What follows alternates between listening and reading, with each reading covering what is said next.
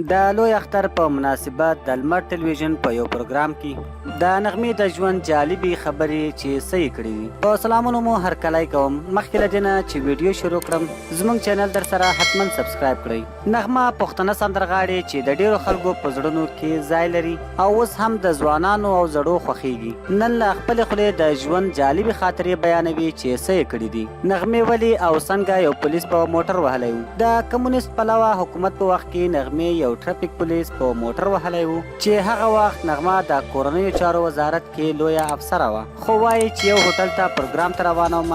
هوټل ته چې نږدې شوم ټرافیک پولیس راته اشاره وکړه خو ما د موټر سلو کولو پر ځای هغه پولیس په موټر ووهل او وایي چې دا رانه سهون وشول او ټرافیک هم دغه موضوع ونه څېړله. نغمې نور څه ونه ویل خو ممکن چې د هغه له نغمې سره زور نه و برابر، ځکه نغمې ویل چې زه هغه وخت د کورنیو چارو وزارت لوړپوړه افسره وم. نغمه زیاتوي چې کله ماشوم وم نو له ورور سره مې د یو هلک جنګ شو چې زه خبره شوم نو یوې غټې خښتې ته مې لاس کړ او هلک مې په سر وویشتل او سر یې وینې شو.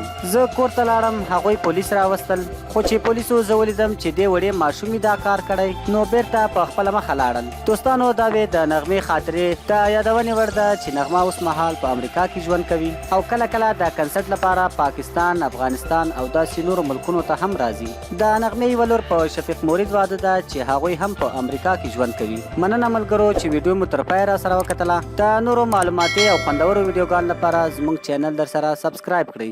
مننه.